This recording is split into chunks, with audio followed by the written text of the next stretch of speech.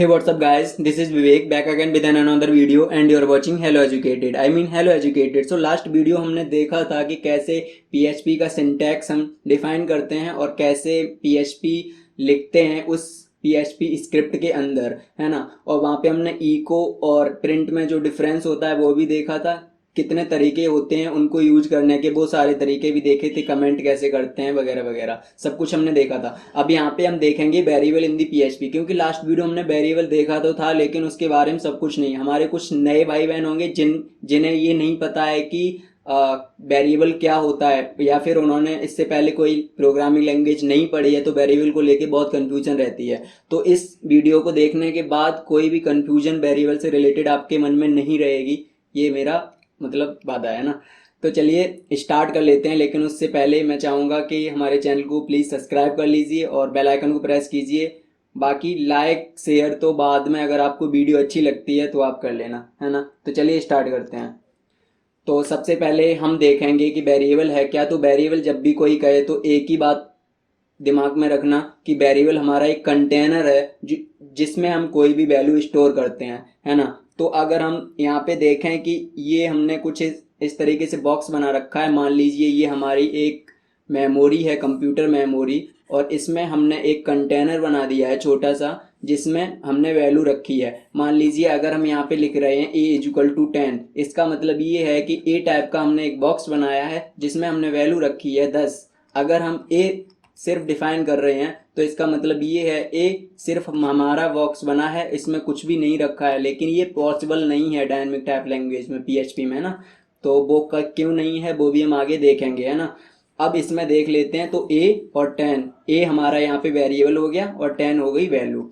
अब दूसरी स्लाइड में हम देखेंगे कि डायनेमिक टाइप लैंग्वेज पीएचपी है ना, लूजली भी बोल देते हैं, डायनेमिक भी बोल देते हैं ना। तो यहाँ पे क्या है कि यहाँ पे ये कभी भी नीड नहीं होती है कि हमने जो बॉक्स बनाया यानी जो वेरिएबल डिफाइन किया है a=10, तो हमने डायरेक्ट ही लिख दिया है कि a है वो इंटीजर टाइप का है या फिर फ्लोट टाइप का है, ये हमने नहीं बताया। जबकि जो हमारी लैंग्वेज, ज़्यादातर लैंग्वेज होती हैं जैसे C++, जावा, उसमें ऐसे लिखना पड़ता है int a=10, यानी यहाँ पे इंटीजर टाइप का जो a है वो इंटीजर टाइप का है, उसमें हमने वैल्यू रखी है 10। इसका मतलब ये होता है, डेटा टाइप बताने का मतलब ये होता है या फिर टाइप बताने का मतलब ये होता है कि ये हमने जो बॉक्स बनाया है ए, इसमें सिर्फ हम इंटीजर टाइप का ये बॉक्स है, इसमें सिर्फ इंटीजर वैल्यू ही रख सकते हैं 10। इसमें ए नहीं रख सकते, इसमें बी नहीं रख सकते, इसमें हेलो एजुकेटेड नहीं रख सकते, क्योंकि ये सारी स्ट्रिंग है या फिर आप कह सकते हैं ये करेक्टर है। लेकिन हमारी जो पीएचपी है वो डायनेमिक टाइप और लूजली टाइप लैंग्वेज है जिसमें हम कभी बॉक्स को यानी वेरिएबल को ये डिफाइन नहीं करेंगे, उसका डेटा टाइप नहीं बताएंगे। यानी ए हमने रख दिया, यहाँ पे ये बताने की जरूरत नहीं है कि ये इंटीजर टाइप का है या फिर फ्लोट टाइप का है या फिर स्ट्रिंग टाइप का है। यहाँ पे हम जस्ट वैल्यू रखेंगे। अगर 10 तो ये इंटीजर टाइप का हो गया, अगर हम यहाँ पे वैल्यू रख देते ए तो ये स्ट्रिंग टाइप का हो जाता, अगर हम यहाँ पे वैल्यू रख देते 10.2 तो ये फ्लोट टाइप का हो जाता। पीएचपी खुद ही पता कर लेगा ये किस टाइप का वेरिएबल है। जैसे कि यहाँ पे हम आप देख सकते हैं, यहाँ पे बस क्या सिंपली हम करते हैं, सिंपली डिफाइन विद $साइन। जैसे ही हम डॉलर लगाएंगे किसी भी वेरिएबल के आगे, वो वेरिएबल खुद ब खुद एक वेरिएबल बन जाएगा, है ना। अब यहाँ पे जैसे ही 1 मिनट, यहाँ पे हमने जैसे ही a=10 किया है तो इसको पता चल गया कि ये इंटीजर टाइप का है। ये पॉइंट लगा दिया तो इसको फ्लोट पता चल गया। हेलो एजुकेटेड एक स्ट्रिंग, तो ये स्ट्रिंग है ना। अब कैसे इसका टाइप निकालते हैं वो सब कुछ हम आगे देखेंगे, है ना। तो यहाँ पे मैं इसलिए इस स्लाइड की मदद से बता रहा हूँ ताकि आपको वेरिएबल अच्छे से समझ आ जाए। तो इसके बाद में हम देखते हैं कि वेरिएबल क्या है और अच्छे से। तो मान लीजिए हमने लिख दिया $a=10, इसका मतलब एक पीएचपी एक मेमोरी थी जिसमें एक बॉक्स बना और एक कंटेनर बना और वहाँ पे ए नाम का कंटेनर था और उसमें 10 रखा था। अब मान लीजिए हमने एक और b=20 ले लिया, तो इसका मतलब एक और एक बॉक्स बन गया है और वहाँ पे b आ गया है ना। मेमोरी पूल या फिर स्टैक वगैरह वो हम आगे देखेंगे क्योंकि एडवांस हो जाता है थोड़ा, ये वीडियो बेसिक है ना। इसके बाद में अगर हमने C=a+b कर दिया, $a $b, तो मतलब दोनों को ऐड करके इन दोनों की जो वैल्यू होगी हमारी वो ऐड होके इसमें स्टोर हो गई, है ना। लेकिन इसके लिए भी $C एक नया वेरिएबल था ना, इसलिए उसका नया बॉक्स बना, है ना। इसके बाद में हम देखेंगे कि कुछ हमने सुना होगा कि अगर कुछ लोगों ने सुना होगा लोकल ग्लोबल स्टैटिक वेरिएबल्स होते हैं ना।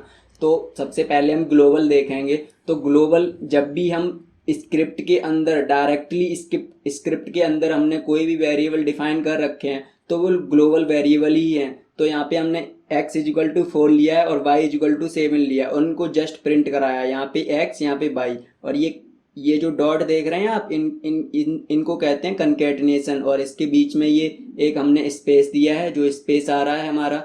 और इसके बाद में br इसलिए लगाया है ताकि हम और कुछ लिखते तो नेक्स्ट लाइन में आता, वो यहाँ पे नहीं आता, है ना। इसके बाद में तो हमें बस इतना याद रखना है कि ग्लोबल वेरिएबल जो हमारे होते हैं वो डायरेक्टली स्क्रिप्ट के अंदर होते हैं, किसी भी मेथड के अंदर या फिर किसी भी फंक्शन के अंदर नहीं होते हैं, या फिर किसी भी क्लास के अंदर। चलिए नेक्स्ट स्लाइड पे हम देखेंगे कि अगर हमारे जो इसके बाद में मतलब लोकल वेरिएबल आए हैं हमारे, तो लोकल वेरिएबल मैंने बताया था ये जो हमारे ये स्क्रिप्ट है हमारी। सबसे पहले तो ये समझ लीजिए, ये स्टार्टिंग स्क्रिप्ट, ये एंडिंग स्क्रिप्ट। इसके जस्ट बाद अब आप देखेंगे इस लाइन में, तो यहाँ पे ये दो वेरिएबल आ रहे हैं। तो ये दो वेरिएबल कौन से हो गए हमारे? ग्लोबल वेरिएबल, है ना। इसके बाद में हमारे ये हमने यहाँ पे एक फंक्शन बनाया है ऐड। अब ये फंक्शन कैसे बनता है इस पे मत जाइए। इसमें a और b ये दो हमारे वेरिएबल जो हैं, ये इनको पैरामीटर्स भी कहते हैं, ठीक है। तो या फिर आर्गूमेंट कह सकते हैं, इनको पैरामीटर कहते हैं। एक्चुअली आर्गूमेंट और पैरामीटर में क्या अंतर है वो भी मैं फंक्शन के टाइम पे बता दूंगा, है ना। वैसे एक ही होते हैं लेकिन थोड़ा सा डिफरेंस होता है ना। तो ये अब यहाँ पे इनको कहते हैं हम फॉर्मल वेरिएबल। तो ये फॉर्मल वेरिएबल होते हैं। इसके बाद में अगर हम देखें तो ए बी हमारे क्या हैं? फॉर्मल वेरिएबल हैं यहाँ पे, लेकिन यहाँ पे हमारे ये लोकल वेरिएबल हो गए। इन दी पैरामीटर हमारे फॉर्मल वेरिएबल हैं, इन दी फंक्शन लोकल वेरिएबल हो गए। और यहाँ पे सी जो हमारा ये भी लोकल वेरिएबल हो गया। अब इसके बाद में जो रिटर्न सी कर रहे हैं वो यहाँ पे प्रिंट कर रहे हैं इसको, है ना। तो ज़्यादा आप कंफ्यूज मत होइए, बस आप ए बी को भी छोड़ दीजिए। आप सिर्फ इतना देखिए कि फंक्शन के अंदर ये फंक्शन लगा है, फंक्शन के अंदर हमारे 3 वेरिएबल हैं और तीनों ही लोकल वेरिएबल हैं। अब ये डिफाइन कैसे होगा कि ये लोकल वेरिएबल हैं वो हम देखेंगे। तो यहाँ पे हमने क्या किया है, इसको जस्ट रन किया है और यहाँ पे a प्लस बी किया था तो 7 और 4 हमारे 11 हो गए थे, आंसर आ गया है। और 7 और 4 यहाँ से हमने डिफाइन किए थे और यहाँ पे हमने वैल्यू डाली थी और x और y की, है ना। अभी फंक्शन आपको नहीं पता है तो अभी ये मत देखिए, सिर्फ आप इतना देखिए कि फंक्शन के अंदर 3 वेरिएबल हैं और वो लोकल वेरिएबल हैं, है ना। अब यहाँ पे हमने लोकल वेरिएबल जो थे a और b, है ना, वो हम ये देखें, उनको हमने यहाँ पे प्रिंट करा के देखा। लोकल वेरिएबल का स्कोप सिर्फ ओनली इन दी फंक्शन होता है जहाँ पे वो डिफाइन है, तो इसके अंदर ही इसका स्कोप है, इतने में ही। स्कोप का मतलब ये वेरिएबल यहीं तक सीमित हैं, यहाँ इतने के बाहर इन्हें कोई नहीं जानता है कि ये कोई भी वेरिएबल थे भी या फिर हैं भी। तो यहाँ पे हमने जैसे ही इनको प्रिंट कराया x और y को, तो यहाँ पे तो ये प्रिंट हो गए 7 और 4। लेकिन जैसे ही हमने a और b को प्रिंट कराया वैसे ही इसने बोल दिया undefined variable a undefined variable b। क्योंकि अगर हम इसके अंदर प्रिंट कराते इसको तब तो हो जाते, लेकिन बाहर नहीं करा सकते क्योंकि बाहर इनका स्कोप नहीं है, बाहर इन्हें कोई नहीं जानता है। तो ये एरर आ गई ना दोनों वेरिएबल अनडिफाइंड वाली। अब इसको हम प्रिंट कराएंगे सी को। अगर हम सी को प्रिंट करा रहे हैं, यहाँ पे हमने सी को प्रिंट कराया, तब भी बोलेगा अनडिफाइंड वेरिएबल सी, क्योंकि सी भी इन दी फंक्शन ही है ना। अब इसके बाद में हम देखेंगे कि ग्लोबल वेरिएबल में अगर हमारा ग्लोबल वेरिएबल जो है, मतलब ए बी हमने ग्लोबल वेरिएबल डिफाइन कर दिए हैं। अब हम ये कहेंगे कि यहाँ पे हम ऐड करेंगे सी इजिकल टू हमने किया a प्लस बी। तो आप कहोगे कि हाँ भाई ए बी में जो वैल्यू है 10 और 16 ऐड होके सी में चली जानी चाहिए, क्योंकि वो तो ग्लोबल वेरिएबल है, अंदर भी काम करना चाहिए। लेकिन नहीं, अंदर वेरिएबल तभी काम करेगा जब हम डिफाइन कर देंगे। तो यहाँ पे जैसे ही हमने a प्लस बी किया तो यहाँ पे बोल रहा है ना अनडिफाइंड वेरिएबल, क्योंकि वो ग्लोबल वेरिएबल है, वो अंदर काम करेगा, लेकिन जब उसको बता दोगे कि ये ए और बी हमने डिफाइन कर रखे हैं बाहर जो कि ग्लोबल वेरिएबल हैं, कुछ इस तरीके से ग्लोबल $A $B हमने बता दिया है कि इनको हमने बाहर ही डिफाइन कर रखा है जो कि ग्लोबल वेरिएबल हैं, आप इनको ऐड करके सी में स्टोर करो। तो जैसे ही सी में स्टोर किया आप देख सकते हैं रिजल्ट आ गया है ना। यहाँ पे ये फंक्शन अभी आपको समझ नहीं आएंगे क्योंकि अभी आपने फंक्शन नहीं पढ़े हैं, तो घबराने की ज़रूरत नहीं है। बस ग्लोबल के बारे में मतलब वेरिएबल के बारे में थोड़ी सी नॉलेज लेना आपको बहुत ज़्यादा ज़रूरी है। इसके बाद में स्टैटिक। स्टैटिक हमारे क्या होते हैं, जो कि एक बार डिफाइन कर दिया, चेंज नहीं हुआ। अब हम देखेंगे कि सबसे पहले हमने एड ऑन को कॉल कराया। कॉल करने का मतलब ये है $x में जो हमारी जीरो वैल्यू थी वो हमारी प्रिंट हो गई, यहाँ पे आके प्रिंट हो गई है ना। और $x प्लस प्लस हो गया, यानी $x में वैल्यू चली गई हमारी कितनी, 1।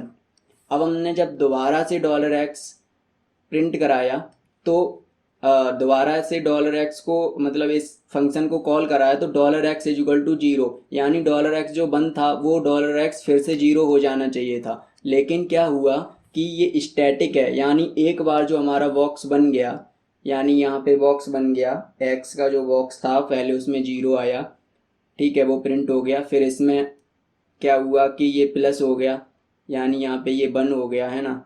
अब इसके बाद में क्या हुआ कि ये यहाँ पे 0 हो जाना चाहिए था। एक मिनट में थोड़ी सी कंफ्यूजन हो रही है आपको, मैं दोबारा से बता देता हूँ कि फर्स्ट बार हमने जब जैसे ही कॉल कराया $x इज इक्वल टू 0, हमने x को प्रिंट कराया, हमारा 0 आ गया है ना। $x प्लस प्लस हुआ, $x में वैल्यू चलेगी कितनी, 1, प्लस प्लस हुआ मतलब कि 1 प्लस हो गया उसमें, यहाँ पे 1 आ गई है ना। अब इसके बाद में दोबारा से हमने कॉल कराया $x इज इक्वल टू 0, यानी $x में जो 1 था वो 0 हो जाना चाहिए था, लेकिन वो 0 इसलिए नहीं हो रहा है क्योंकि हमारा अब असाइनमेंट ऑपरेटर काम नहीं करेगा यहाँ पे, क्योंकि ये वेरिएबल स्टैटिक है, बस इसका यही मतलब है। अब यहाँ पे स्टैटिक है इसलिए ये $x इज इक्वल टू 1 ही बना रहेगा, अदरवाइज ये $x इज इक्वल टू हो जाता हमारा 0 अगर ये स्टैटिक नहीं होता तो, है ना। तो 1 था इसलिए यहाँ पे प्रिंट फिर से कराया, 1 प्रिंट हो गया। इसके बाद में फिर से चेंज हो गया, इसकी वैल्यू 2 हो गई, फिर से हमने कॉल कराया, फिर से यहाँ पे 0 नहीं हुआ, फिर से 2 प्रिंट हो गया। इस तरीके से ये काम करता है स्टैटिक वेरिएबल।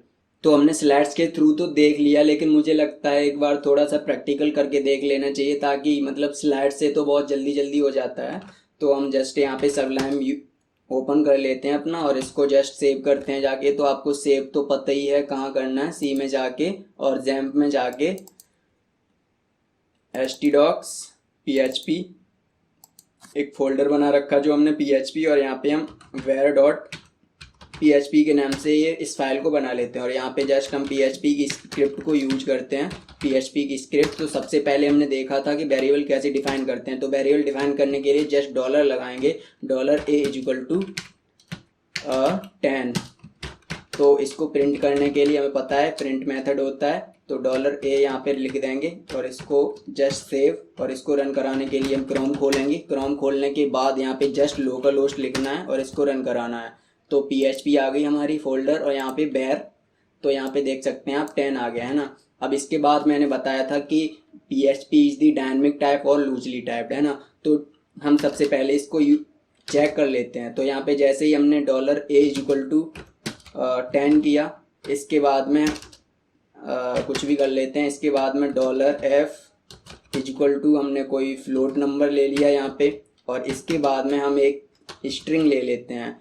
डॉलर स्ट्रिंग के लिए मैं एक नेम ले लेता हूँ, तो name is the variable and here is the string hello educated. अब इसके बाद में इसको भी हम तीनों को प्रिंट करा लेते हैं।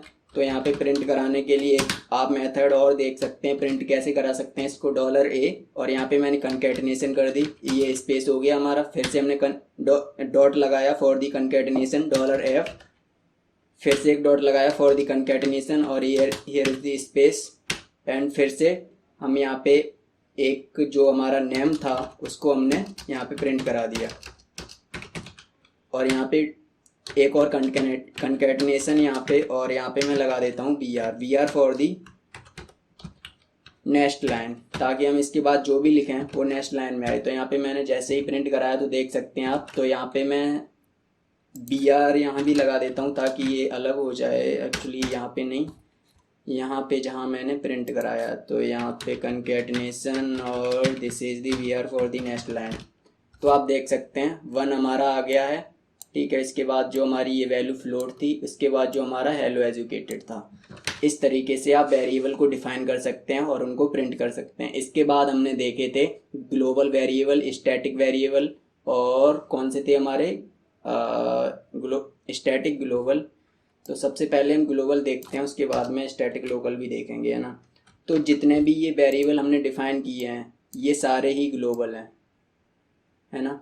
इसके बाद में हम देख लेते हैं कंट्रोल एन, हम दूसरी फाइल में देखेंगे लोकल वेरिएबल, है ना। तो local dot P H P हमने कर लिया है इसको सेव, और जस्ट यहाँ पे हम पी एच पी स्टार्ट कर लिया है। इसके बाद में हमें एक फंक्शन देखना ही पड़ेगा। फंक्शन मतलब विदाउट फंक्शन के हम लोकल वेरिएबल नहीं देख सकते। तो यहाँ पे हमने एक ऐड फंक्शन बनाया है, और जस्ट बहुत ही सिंपल मैं आपको बताऊंगा, यहाँ पे कुछ भी कंफ्यूजन नहीं। यहाँ पे हमने a इज इक्वल टू क्या किया, a इज इक्वल टू 10 कर दिया बस फंक्शन के अंदर, है ना। अब यहाँ पे हमने प्रिंट करा लिया प्रिंट a, और हम क्या करेंगे, जस्ट ये फंक्शन बना हमारा, हम ऐड यहाँ पे इसको जस्ट कॉल कराएंगे, कुछ नहीं, है ना। अब यहाँ पे लोकल हम रन करा लेते हैं इसको लोकल, तो ये हमारा local dot P H P हो गया। Local dot P H P तो आप देख सकते हैं दिस इज दी, तो यहाँ पे एक एरर क्या आ रहा है, एरर आ रहा है unexpected on the line number 4। Okay, so यहाँ पे मैंने डॉलर नहीं लगाया, dollar is the must for the variable, और यहाँ पे जैसे ही रन किया तो आप देख सकते हैं कि अनडिफाइंड कंस्टेंट ए, एज्यूम्ड ए, 1 मिनट, तो यहाँ पे ये डॉलर ए यहाँ पे भी लगाना पड़ेगा। सो जस्ट यहाँ पे रन किया तो 10 आ गया, है ना। तो डॉलर लगाना बहुत ज़्यादा ज़रूरी है, और मैं ज़्यादातर सी और मतलब जावा करता रहता हूँ और पीएचपी वगैरह, तो उसमें डॉलर लगाने की आदत नहीं है ना, इसलिए। इसके बाद में हम स्टार्ट, तो मतलब हमने क्या देखा, यहाँ पे जस्ट हमने ए को वैल्यू दी और यहाँ पे आ गया। अब ये लोकल वेरिएबल का स्कोप सिर्फ ओनली इस फंक्शन के अंदर है, मतलब यहाँ पे हमने ए प्रिंट किया तो प्रिंट हो गया। लेकिन अगर हम यहाँ पे प्रिंट करते हैं ए को डॉलर ए, तो ये प्रिंट नहीं होगा, देखना। इसको कैंसिल, यहाँ पे इसको रिफ्रेश किया तो आप देख सकते हैं यहाँ पे ये बता रहा है अनडिफाइंड वेरिएबल ए, क्योंकि ए का इस स्कोप सिर्फ इसके अंदर ही था, फंक्शन के अंदर। यहाँ पे इसको हम प्रिंट नहीं कर सकते हैं ना। तो बस यही है हमारे लोकल वेरिएबल, जो जिनका स्कोप ओनली उस फंक्शन के अंदर ही है जिस फंक्शन में वो डिफाइन किए गए हैं। आगे हम देखेंगे फॉर्मल वेरिएबल और पैरामीटर में जो होते हैं, मतलब स्लाइड में तो हमने बताया था, लेकिन यहाँ पे आपको कन्फ्यूजन इसलिए होगी क्योंकि अभी आपको फंक्शन नहीं पता है। जिन लोगों को पता है उन्हें वो सब कुछ ही पता होगा, है ना। और इसके बाद में हम बात कर लेते हैं स्टैटिक वेरिएबल की। तो स्टैटिक वेरिएबल में हमने क्या किया था, तो उसके लिए हम कंट्रोल एस और यहाँ पे स्टैटिक की एक फ़ाइल ले लेते हैं .php, स्टैटिक .php। अब यहाँ पे हमने क्या किया, जस्ट php को स्क्रिप्ट को ऑन किया और क्लोज़ किया, और यहाँ पे हम फिर से एक फंक्शन बना लेते हैं। विदाउट फंक्शन के मतलब फिर से कुछ नहीं हो सकता है। तो यहाँ पे हमने एक एड ऑन ले लिया, सेम वही फंक्शन बना रहे हैं जो हमने वहाँ पे देखा था। सो इसको कंट्रोल जेड, ये बैड हैबिट होती है, यहीं से हमें स्टार्ट करना होता है ना। इसके बाद में हमने क्या किया कि एक स्टैटिक वेरिएबल ले लिया, इसके अंदर स्टैटिक, है ना, स्टैटिक ए, और इसमें हमने 0 डाला। इसके बाद में हमने क्या किया कि प्रिंट करा लिया इसी वेरिएबल को। इस वेरिएबल को जैसे ही हमने प्रिंट कराया, अब यहाँ पे डॉलर ए, डॉलर हमने फिर से नहीं लगाया, फिर से वही गलती कर रहा हूँ, और डॉलर ए, और यहाँ पे जस्ट हमने एक बी आर लगा दिया फॉर दी नेक्स्ट लाइन, है ना। अब इसके बाद में हम क्या करेंगे कि इसको हम डॉलर ए को प्लस प्लस कराएंगे, या तो प्लस प्लस कीजिए आप, अगर आपको नहीं तो A dollar A is equal to dollar A plus 1, ठीक है। यानी उसमें डॉलर ए में हम 1 जोड़ के उसी में स्टोर करा रहे हैं। इसके बाद में हम क्या करेंगे, जस्ट कुछ नहीं करना है हमको, इसी फंक्शन को एड ऑन को हमें कई बार कॉल करा देना है, उससे हमें जस्ट तुरंत पता चल जाएगा कि जो हमारा वेरिएबल स्टैटिक है उसमें असाइनमेंट ऑपरेटर काम नहीं कर रहा है, वो चेंज नहीं कर रहा है, वैल्यू को जीरो नहीं जा रहा है, जैसे कि हमने स्लाइड में देखा था। तो यहाँ पे जस्ट हमने क्या किया, लोकल की जगह पे static dot P H P लिखना है, static dot P H P. जैसे ही रन किया तो आप देख सकते हैं 012 आ गया है। अब समझा हमने कैसे था, वो हमने देखा ही था उसमें फाइल में, है ना, स्लाइड में। इसके बाद अगर हम ग्लोबल की एक और चीज़ देखें कि ग्लोबल में हमने एक और चीज़ देखी थी, जैसे कि ये यहाँ पे है ना। अब यहाँ पे मैं क्या करूँगा कि इस वेरिएबल को हटा दूँगा, है ना, और यहाँ पे मैं $a लूँगा, $a=10, है ना। तो अब $a=10 यहाँ पे ये ए प्रिंट हो जाना चाहिए, लेकिन ये प्रिंट नहीं होगा। ये फाइल कौन सी थी हमारी, लोकल वाली थी, local dot P H P.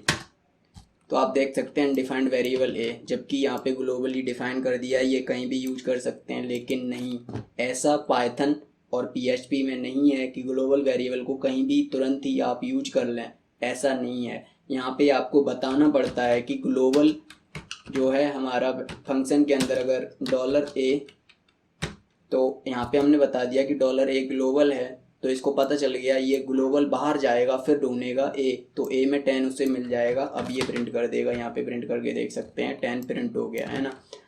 इसका मतलब ये है, अगर हम यहाँ पे ग्लोबल ऊपर हमारा बना रहे और यहाँ पे $a=, हम 20 करें, तो वो यहाँ पे भी मतलब कि दूसरा वेरिएबल बना देगा 20, यानी हमारे अब $a नाम से दो वेरिएबल हो गए हैं, एक ग्लोबल एक लोकल, जबकि ऐसा C++ जावा में नहीं होता है ना।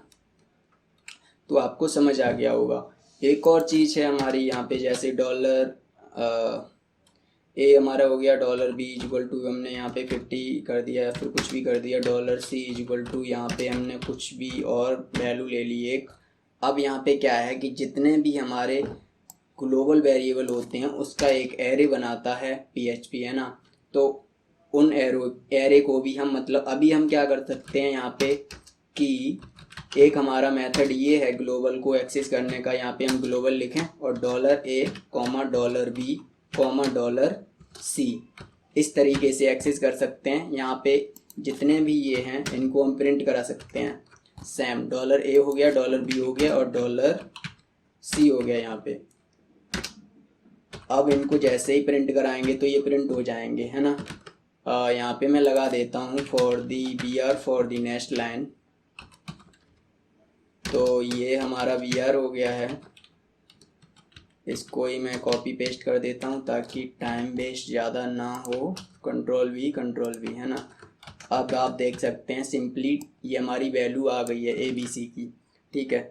एक तो हमारा ये तरीका है, दूसरा हमारा तरीका ये है डायरेक्ट एक्सेस करने का, कि हम इसको ये न बताएं ग्लोबल है, हम एरे को ही यूज कर लें, क्योंकि ये हमारे जितने भी ग्लोबल वेरिएबल हैं वो एरे में यूज करता है। तो हम एरे कैसे यूज करेंगे सबसे पहले देख लेते हैं। तो प्रिंट हम यहाँ पे डायरेक्ट एरे ही ले लेंगे, तो ग्लोबल ये हमारा एक एरे है और यहाँ पे हम उसका इंडेक्स देंगे यानी A।